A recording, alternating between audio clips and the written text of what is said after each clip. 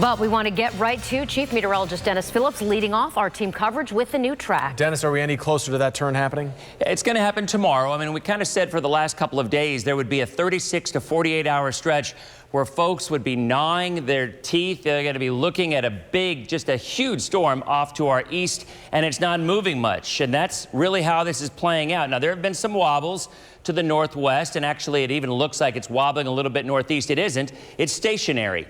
And the Hurricane Center has had 2 fixes within the last 2 hours as recon continues to fly through. So how does this play out for the Bay Area?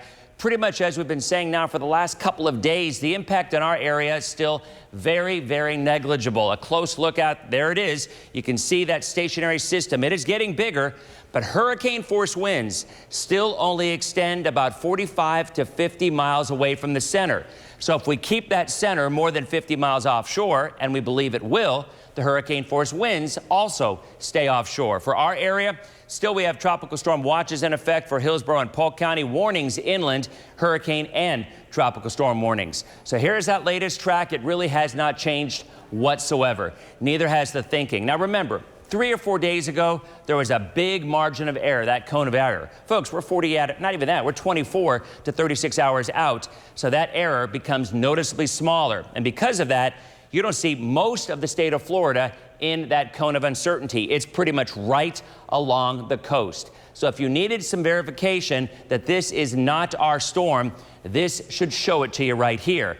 The problem, the way I see it, will not be wind from this. It will be beach erosion, storm surge, and coastal flooding, and likely all the way up the state. Now, as the Hurricane Center says, if it were to go a little bit more to the west, then some of those winds could start to make it to the coastal area as well.